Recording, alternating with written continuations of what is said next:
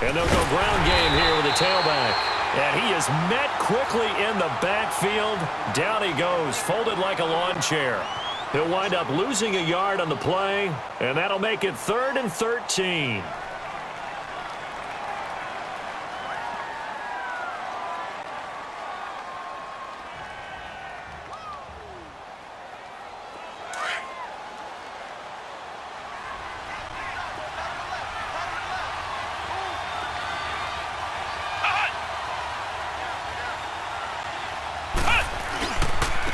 And they'll run it here. Oh, no, he lost the football. And the Raiders pick it up, and they will take over at the 29-yard line. The psychology of the game never ceases to amaze me because you would think there would never be a fumble from what we hear from coaches all the time, right? And how much they practice not fumbling. Practice it, preach it, talk about it all the time. You would think no one would ever turn it over. Yet they are humans out there running around, and we just saw another one. Opportunistic by the defense. And they'll start the drive on the ground with Johnson. And it's been like this all night long. Nowhere to run as they stop him behind the line. Well, you had to punt on your first drive, and on the first play of the second drive, you end up going backwards. I would dare say they need something good to happen right here, right now. A 3-yard loss to start the drive. They'll look to make that up and then some on 2nd and 13.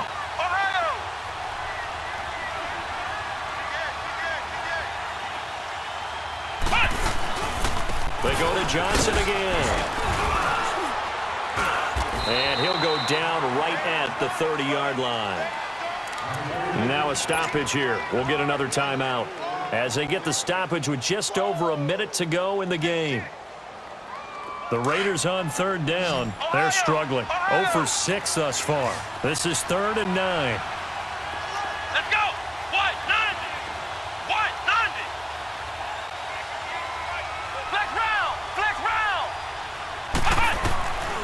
He'll drop to throw. He'll buy some time right. Now he's going to throw deep right. And the defense loses him. It's complete. And he's across for the touchdown. And in the final minute, that should just about seal it. And that touchdown puts them up 7. But now's when the fun begins, partner, because if you go and kick the extra point, it's still a one-possession game. Go for 2, you might put it out of reach. Yeah, a little decision to be made. The kickoff team on the field now as they will send this one away. This fielded at the 2. And a nice return sets him up pretty good here at the 30-yard line. Out comes this offensive unit as they get set to take over here. They're down here in a 1-score game, but the time, it's a factor, but it's not a huge factor right now, is it? It's really not, because this amount of time gives them a chance to run their offense, to go through play sequences. And this is what they work on every week in practice, usually on a Friday.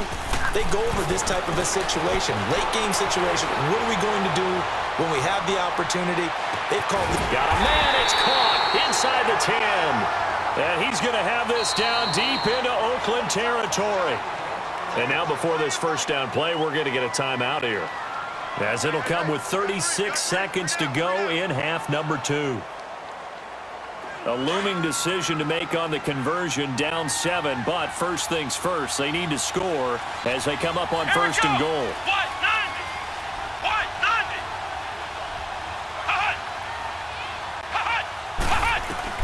Back to throw. Flush to his right. And he'll just throw this one over in the way of the security crew. Incomplete here. I see you nodding your head up and down. That's a very heady decision at this stage of the game. Out of the pocket, nowhere to go. Just get rid of it. That's a smart play because you're not worried about your completion percentage, and you're also not trying to force it into bad traffic as well.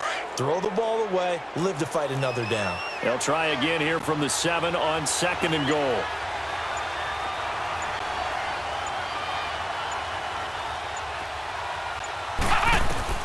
He's back to throw. This will be caught at about the 5. And he'll be brought down this time at the 5-yard line. Only able to pick up 2, and that leads us to 3rd and goal. A big play to start the drive got him in this position, but this defense has held firm since, and now it's 3rd and goal. He'll look to throw. And it's caught. And he gets into the end zone for the touchdown. Tevin Coleman with 8 seconds remaining. And his guys are an extra point away from tying this thing up. Obviously, the excitement level here is almost a fever pitch. Down 1. It's tempting to go for 2. I say you go ahead and kick the extra point. You got the home crowd carried into overtime. I'm with you. I do see some fans, though, holding up 2 fingers. Easy. Yeah, but they're not the ones who have to actually make that call, are they? Very short kick. This will be taken by one of the up men. But that return gives them a golden opportunity to go out in front. How will the defense respond after giving up that type of a return? A good starting spot for the Raiders as they come up 1st and 10. Here we go. White 90. White 90. Flex round. Flex round. And whistles, and they take their final timeout with 7 seconds left.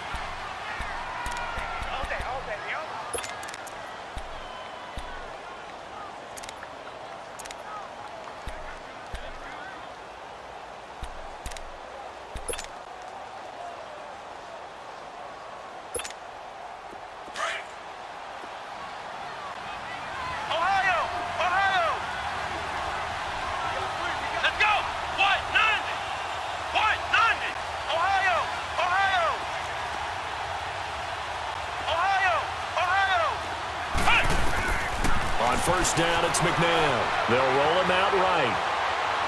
Looking deep for Hilton. And this is going to be intercepted. Picked up by Keanu Neal. And what an effort on the final play of regulation. All zeros on the clock, and we are headed to OT. Overtime in a playoff game, awesome setup. Remember, the rules the same as they would be in the regular season. That's exactly right, Brandon. Remember, the receiving team, if they score a touchdown, game is over. But if they kick a field goal or don't score, the other team gets a chance to get the football. They get a possession. If they go down and score, they win the football game at that point. If both teams kick field goals, we keep playing. If a defense scores, let's say the receiving team gets the ball, doesn't score, or they throw a pick six or fumble, gets picked up, the defense scores, game over. But here's the best part. In the regular season, only 1 period is played. We can call it a tie. Here, we're going to play until we have a winner. That's a pretty strong return to start this overtime, and you know that if you run some decent offense, you should have a shot at a field goal. But I'd have to think to myself, I want the 6 points. I want this game over now. I don't want to give the other team a chance to come back and beat me. They've got good starting field position as they come up here 1st and 10. Come on, let's go. White 90. They begin the drive with Johnson. And some space here. And he takes this one down almost all the way to the 30. 25 yards the pickup there, and also a first down. At this stage of the game, the run-pass numbers are a little bit out of whack because most of their yardage has come through the air. But in a sense, that just sets things up for big runs like that because the defense might be a little bit off balance. They pick up another first down with that run. They stay on the ground on first with Johnson. And he stopped immediately there. J.J. Watt, the one that gets him down.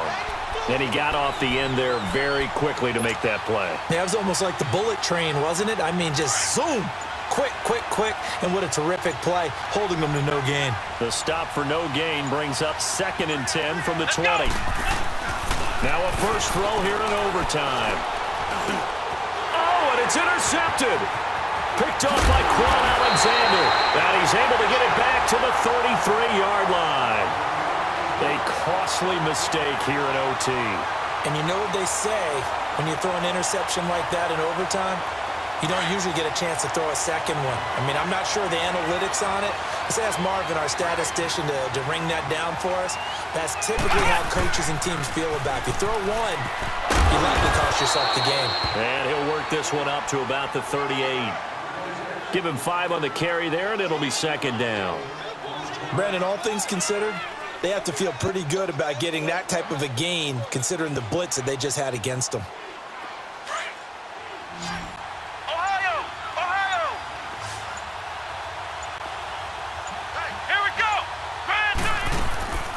second down. McNabb. Oh, and it's intercepted. Picked off by the linebacker, Telvin Smith. And they'll take over inside the 45 at the 44-yard line.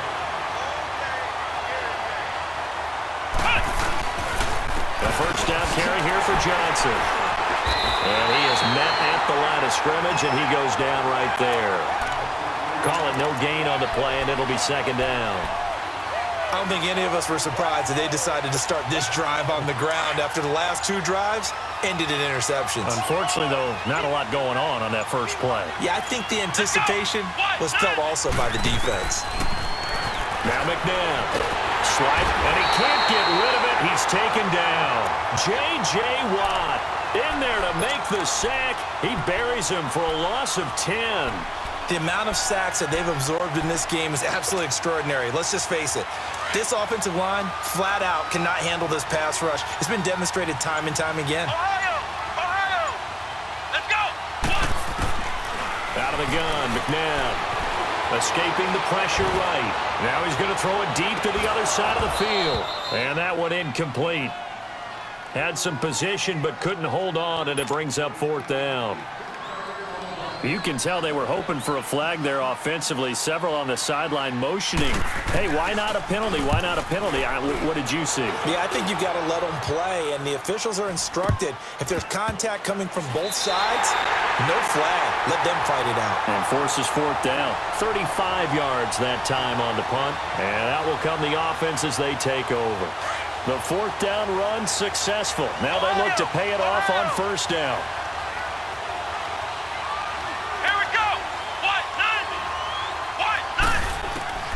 Trying to shake off the interception from the last drive. He'll look to throw.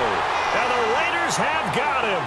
Miles Jack in there to get him again. The third time he sacked him here tonight.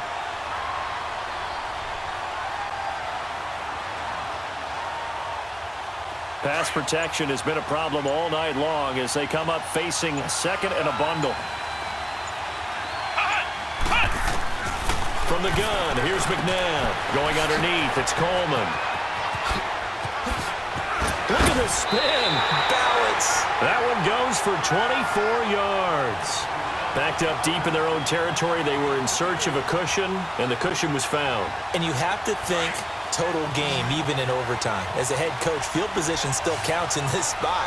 So they had to get out from the shadow of their own goal line, get themselves some breathing room. Obviously, that helps them on offense, but it may help their defense, too. Might be necessary here in OT. And now a throw on first down there, but it's incomplete. And it pops free. The collision there jarred the ball loose and brings up second down. They work again from the 38 on second and 10. Here's McNabb. Drops it off for Coleman. And he slips up past the 45 before being tackled. We'll give him 10 yards on that one, and that'll earn him a fresh set of downs. We always talk about having to read defenses and how complicated that is. Well, this was an excellent read. Read the pressure and got rid of the football before it even got to him for a nice game. And when they're blitzing like that, running back usually a good spot to go with a football? Without a doubt, because he's right in your sight line or he's near you. So you're able to just get it to him easily. And once he gets in space, that's usually a good matchup for him. Here we go. What?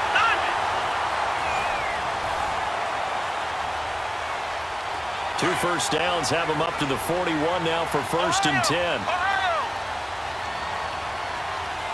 Let's go. McNabb. Jerry Rice, open right side. A good pickup there. 8 yards on the first down completion.